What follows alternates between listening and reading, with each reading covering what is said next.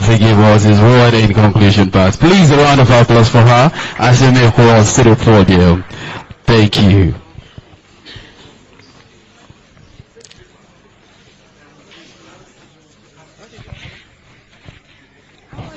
Thanks or something. Good afternoon, everyone. I don't think I'm the right person to do a vote of thanks, so you call the right person to do that. No, I can't. Okay, yeah. So, Pio, they are still standing for you. Until you tell them to sit, nobody's going to sit. Thank you.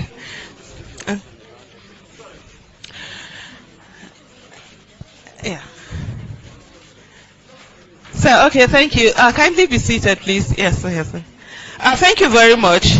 So, like I said earlier, I said it was a men's affair, so we're good with just watching, but I see that you're trying to correct the things there.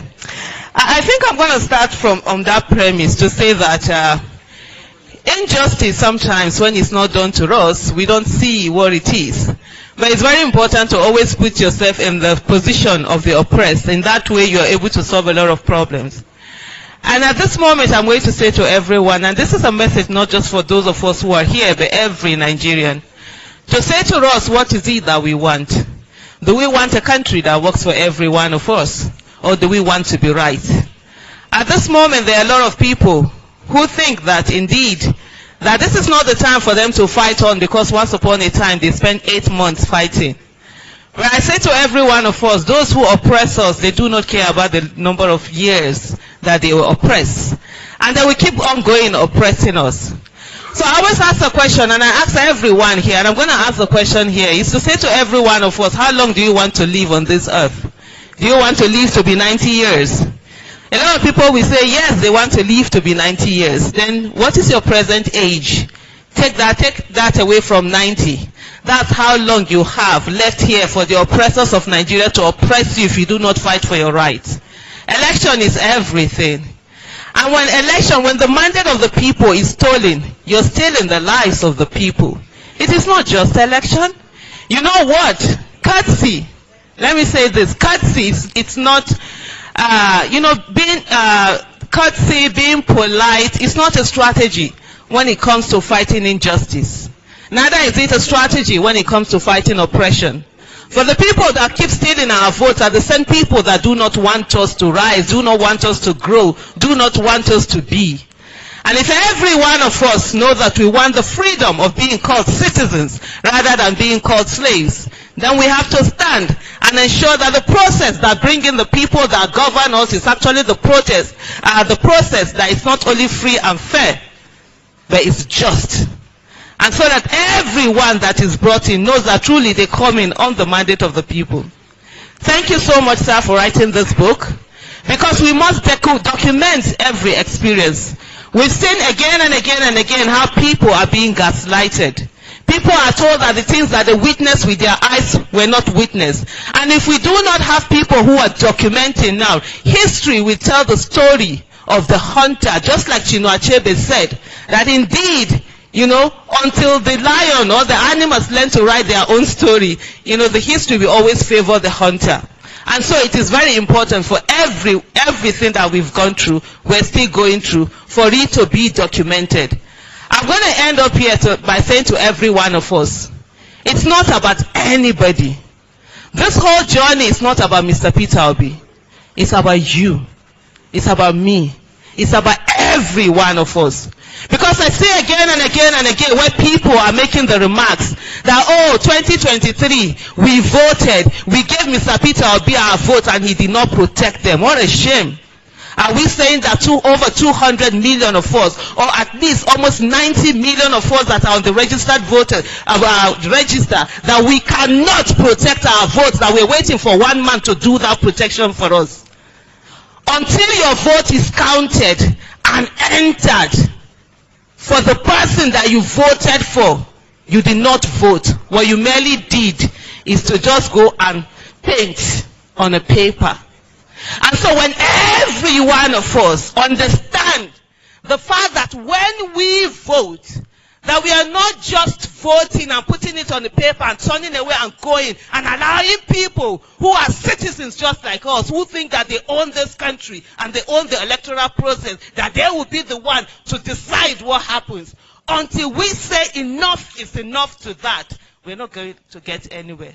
So I say to every one of us, elections, any election, let us insist and ensure that when we vote, when we put our finger print down on a paper, they don't burn anybody when they say one change that thing.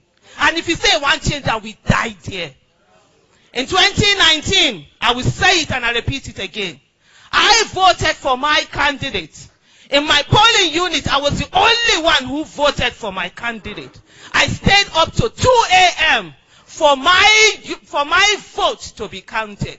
And when it was counted on Sunday, 10 a.m., I was at the collection center, and I know they don't burn anybody when they don't count that vote for my candidate. And they counted it. And that's the spirit I want every one of us to take. You see, this thing that we see here, it's not a joke. When we talk about election is about every aspect of our lives. We're talking about someone who is sick, someone who gets an accident on the road because the roads are bad, a child who cannot get access to good quality education because access to good quality education is dependent on the economic status of one's family. We are talking about youth who don't have jobs. Don't send me your CV. Go and protect your vote. Because if you protect your vote, you will have your jobs. Don't tell me your child is sick. Go and protect your vote. Because if you protect your vote, the healthcare system will be there for you. Don't tell me you don't have money to pay rent. Go and protect your vote. Because if you protect your vote, I tell you, you will have free housing. Even if you don't have free housing, you will have affordable housing.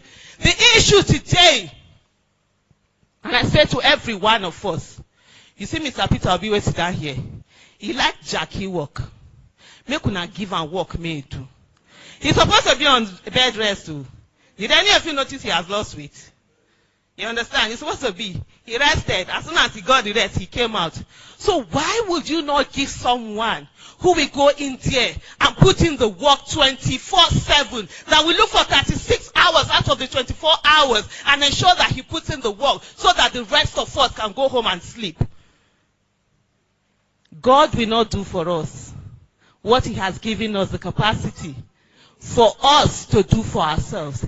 Every 4 years is a miracle for you to change and ensure that the leaders who govern Nigeria are the ones that you want to work for you. And if that 4 years comes, that a lot of people do not see, because there are people who voted in 2023 that were killed even on the day of election. There are people who voted in 2023 that were killed by terrorists that will not see 2027. That even that I stand here before you, I do not know whether I will get to 2027, because as you walk on the streets of Abuja, nowhere is safe. And as I go out, I can be the next victim, just like that family that we saw the other day, that were driving a wife and a husband and a wife going about their businesses, and they were killed in this Abuja.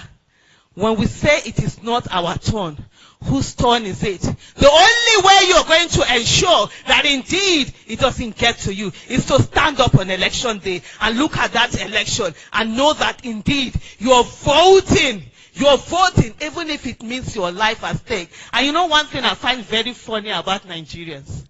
For everything they will always say it's not their portion. But two things they never say is death is not their portion. When it comes to election and protest. Guess what? Mind engineering has been used on every one of us. The same people, the pastors and the malams, that will tell us that it will not be our portion when bad governance is happening. And we are seeing people who are dying because of bad governance. They tell us that it will be our portion when it's an election. Do you know why? And protest. Because they need bad governance to sell cheap miracles. And those that are in government today who do not want you to speak, they need your silence to continue to give bad governance. So as I stand here today, and now I've veered off what I'm supposed to say. I just want you to know that when you're voting, you're not just voting for yourself. You're voting for your children, and you're voting for your grandchildren, and you must protect that vote, and we must ensure that that vote is counted, is entered. The result, INEC is not the problem. The people in INEC are the problem. And we must tell them they are our fathers, our mothers, our wives, our spouses, our siblings. We must call anybody that we know at INEC, tell and say, bro, sis, see this money where they're giving our own and they chopping and they do right thing, it has to stop. Judiciary is not the problem. The people in the judiciary are the problem. We forget it when we say the judiciary is abstract, but we know that those judicial officers who are supposed to stand and be there and be the last resort of the common man end up being the playthings of politicians. Then we begin to call them one after the other. You cannot be my father and a judge and you are not doing the right thing. Or will not be my house will enter. You cannot be my husband or wife and not do the right thing. So we must begin to call out people. You see the security agencies, they are not the problem. The people, the agents are the problem. The police, the soldier, the DSS that will not go and protect the territorial integrity of our nation, but would allow people steal our mandates are the problem. And we must call a spade and not a garden implement. Thank you.